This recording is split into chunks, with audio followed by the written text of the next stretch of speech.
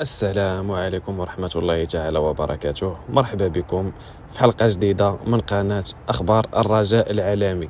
هذه الحلقة اللي غادي نديروها على قبل الماتش ديال الرجاء والفيران اللي غادي تلعب نهار الحد إن شاء الله، غادي ندوزوها تحت أنغام النوستالجيا اللي كنشوفوها قدامنا دابا، ونبداو مع أول فقرة هي آخر الأخبار. أول خبر معنا وهو من بعد المستويات الكبيرة اللي كيقدم مع فريق الرجاء الرياضي في هذا الموسم، الظاهر يوسف بالعمري ارتفعت القيمة السوقية ديالو المليار و100 مليون، باعتباره الآن كأغلى ظهير أيسر كاين في البطولة الوطنية، زائد ثالث أغلى لاعب في الرجاء من بعد يسري بوزوق ومحمد زريدة، وكيحتل المرتبة العاشرة في ترتيب أغلى لاعبين البطولة الوطنية في هذا الموسم.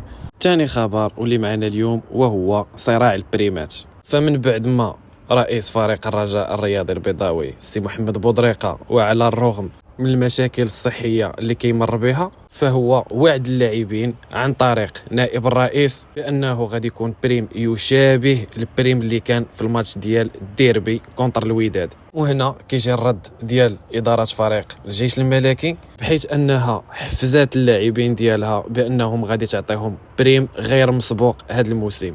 فكنتمناو هذا الصراع ديال البريمات اللي كاين ما بين جوج الفرق يخلينا نشوفوا مستوى كبير غدا ان شاء الله في المقابله، يعطيونا مردوديه كتليق مقابلات قمه الدوره ومقابله ديال صراع القمه في البطوله الوطنيه.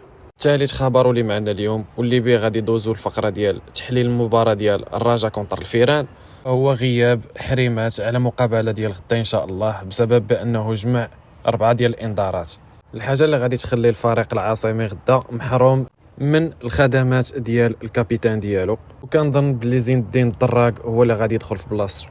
وهنايا بغيت ندير غير واحد النقطه نظام، وهو الماتش ديال غدا ماشي هو ماتش اللي غادي يحسم الصراع ديال البطوله. الماتش ديال الحد هو ماتش قمه ديال الدوره 17 من البطوله، فيعني بانه مازال 13 الماتش اخرى جايه. يبقى صعيب بانك توقع شكون غادي يربح الماتش ديال غدا، خصوصا بان جوج ديال الفرق هما اللي لاعبين هذا العام على البطوله ومعلقين في الترتيب ب10 نقاط على اقرب فرق اللي تابعهم في الترتيب. اما بالنسبه للغيابات من فريق الرجاء الرياضي البيضاوي، فكاين غير غياب واحد ولله الحمد، وهو هيرفيغاي اللي لحد الان المسؤولين ديال فريق الرجاء الرياضي البيضاوي مازال ما توصلوش بالبطاقه الدوليه ديالو، وكنظن بلي هذا المشكل هذا مازال مطول واحد شويه. بالنسبه للتوقع ديال التشكيله ديال فريق الرجاء الرياضي البيضاوي، في الشبكه الاحد والوحيد وبدون منازع الزنيتي، قدامه مقدم وخفيفي، في الاظهره بالعمري وبولكسوت، قدامهم مبارك، وقدام مبارك بوغرين والمكعازي. اما في الهجوم الاجنحه يسري بوزوق وادم النفاتي والناف الزرهوني. هاد التشكيله اللي ولا عارفها الكبير والصغير اللي متبع الرجاء، فكنتمناو الخير ان شاء الله غدا، ونتمناو باللي السي ادم النفاتي رجعنا المستوى ديالو، لانه من نهار الماتش ديال الفتح ما عاودناش شفناه. فكنتمناو يقدم غدا ان شاء الله الاضافه في هجوم ديال فريق الرجاء الرياضي البيضاوي، خصوصا بان حنايا الا درنا البونتوش فما عندناش لاعبين مؤثرين ولا لاعبين اللي يقدروا يقدموا الاضافه.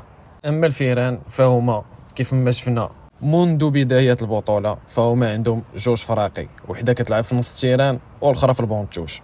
واخر حاجه قبل ما نختموا الحلقه ديالنا، فندوزو نشوفوا شويه الاحصائيات ديال المواجهه بين فريق الرجاء الرياضي البيضاوي والجيش الملكي. فاستنادا على الارقام والمعطيات فانها كتبين فرق كبير للنسور، بحيث الفريقين تواجهوا في 128 مواجهه.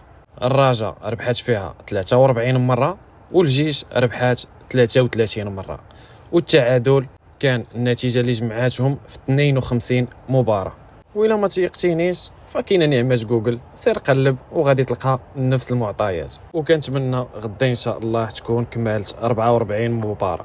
اخر حاجه بغيت نقول فهو كيف ما كانت النتيجه ديال المقابله ديال غدا ايجابيه ولا سلبيه، حتى الا كانت تعادل ولا خساره فهي لا تعني نهايه العالم، وماشي غادي نشدوا الفرقه من وراها وغادي نبداو نهرسوا داكشي اللي بنينا فيه. بالعكس خاصنا نوقفوا من وراها ونشجعوا فرقتنا، لان المنافس اللي عندنا نهار الحد وكيف ما سبق ليا قلت عنده جوج ديال الفراقي، وحده في التيران والاخرى في البونتوش، وفرقه اللي واقفه مزيان وكتنافس على البطوله هذا العام.